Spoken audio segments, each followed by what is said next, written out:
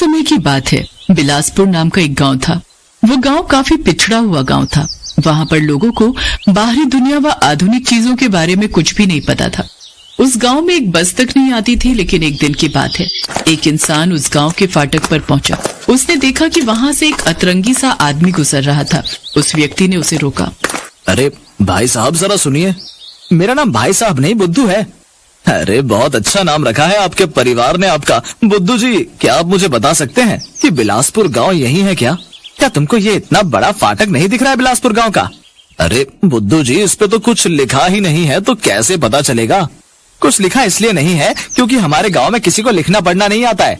अच्छा, तो पूरा गांव ही बुद्धू है क्या? अच्छा, आप कौन है?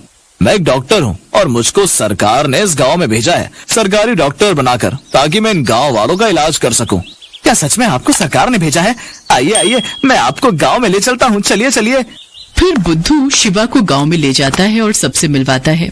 सारे गांव वाले अपने गांव में डॉक्टर को आए देख खुश हो जाते हैं। फिर शिवा की खूब सेवा होने लगती है। शिवा भी ईमानदारी से लोगों का इलाज करता है। ऐसे ही कुछ दिन बीत जाते हैं।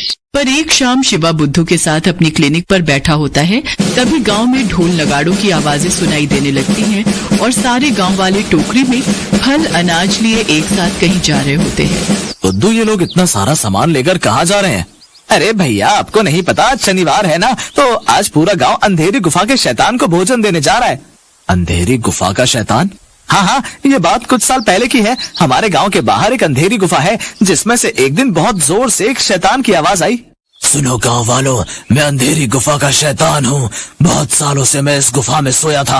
अब मेरी नींद खुल गई है और अब मुझे भूख लग रही है। तुम लोगों को हर शनिवार को मेरे लिए खाना लाना होगा। अगर नहीं लाओगे और मेरी भूख नहीं मिटाओगे तो मैं बाहर आकर तुम सबको खा जाऊंगा, समझे?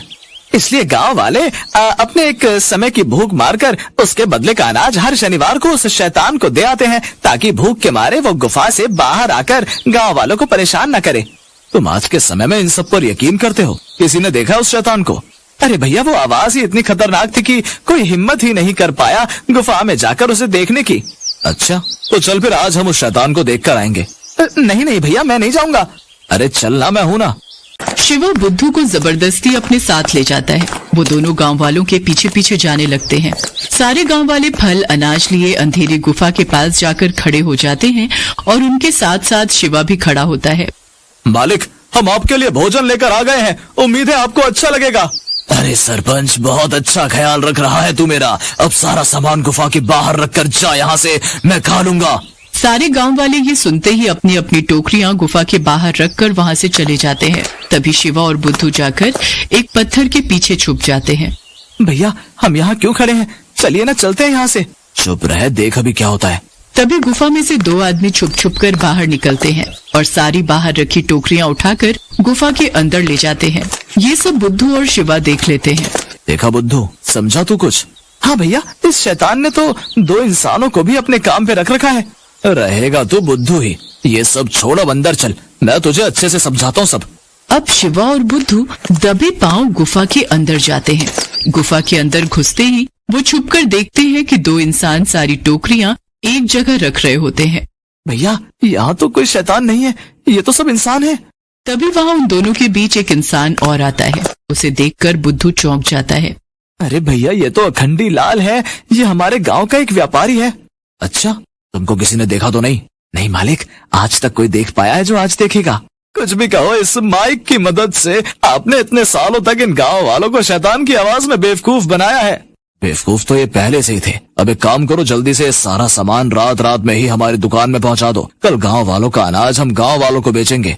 बेचारे अपना ही अनाज बार बार हमसे खरीदते हैं। अच्छा, तो ये इस धातु की मदद से हम गांव वालों को पागल बना रहा था। तभी सोचो पूरा गांव गरीबी में क्यों डूबा हुआ है, और अकेले इस अखंडी लाल पे इतने पैसे कहाँ से आ गए? ये गांव वालों का ही अनाज ले जाकर गांव वालों को बेचता था। भैया, अब तो हमारे लिए भगवान बनकर आए हो। अरे इसको शैतान बना दिया, मुझको भगवान बना दे। चलो भैया, गाँव वालों को जाकर इसकी हकीकत बता देते हैं। नहीं नहीं, रुक जा, इसकी सच्चाई इसी के मुंह से निकलवाऊंगा। पर कैसे? तू देखता जा, अभी चलते हैं यहाँ से। शिवा और बुद्धू उस गुफा से बाहर आ जाते हैं। उसके एक हफ्ते बाद शुक्रवार का दिन होता है। गांव में बाजार लगा हुआ था। लोग बाजार में कुछ न कुछ खरीद रहे थे। तभी माइक में से जोर से शैतान की जैसी एक आवाज आती है। सुनो गांव वालों, मैं अंधेरी गुफा का शैतान हूँ। अब अनाज खा खा कर मेरा मन भर चुका है।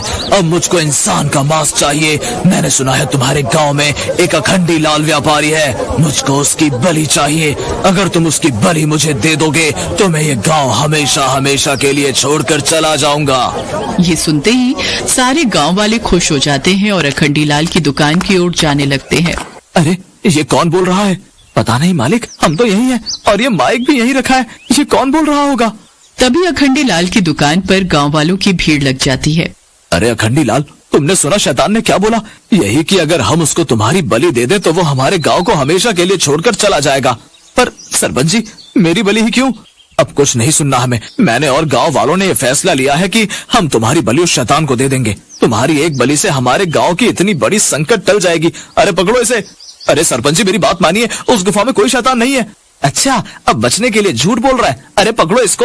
अरे नहीं नहीं, मैं सच बोल रहा हूँ सरपंच जी, उस गुफा में कोई शैतान नहीं है। मैं ही एक माइक की मदद से आवाज को बढ़ाकर पूरे गांव को डराता था और उनसे अनाज लेकर गांव वालों को ही बेचता था। ये देखिए, इसी की मदद से मैं आप सबको बेवकूफ बनाता था। हाँ सरपंच जी, मालिक सही कर रहे हैं। हाँ, हम भी इनके साथ ही थे। अरे ये सब इसकी बचने की तरकीबें हैं, हम कुछ नहीं सुनेंगे। ये सच कह रहा है सरपंच जी, उस गुफा में कोई शैतान नहीं है। ये इस माइक की मदद से आप सबको बेवकूफ बनाता था और अभी जो आवाज आई थी वो मैंने निकाली थी। ये आप लोगों को इतने सालों से शैतान की आवाज में डरा कर लूट रहा था। हाँ सरपंच जी, डॉक्टर साहब सही कह रहे हैं। हमने इन्हें अपनी आंखों से ये सब करते हुए देखा है। क्या मतलब तुम हमको इतने सालों से पागल बना रहे थे और गांव वालों को लूट रहे थे? निकल जाओ तुम अभी इस गांव से, इससे पहले ये सब तुमको जान से मार दें और तुम्हारी सारी संपत्ति अब हम इन गांव वालों को बांट देंगे। निकलो और आइंदा कभी इस गांव में लौट कर मत आना। ये सुनते ही और गांव वालों का गुस्सा देख अखंडी लाल और मोहन तीनों अपनी जान बचाकर वहाँ से भाग निकलते हैं। धन्यवाद डॉक्टर साहब, आपने हम गांव वालों को इस परेशानी से बाहर निकाला।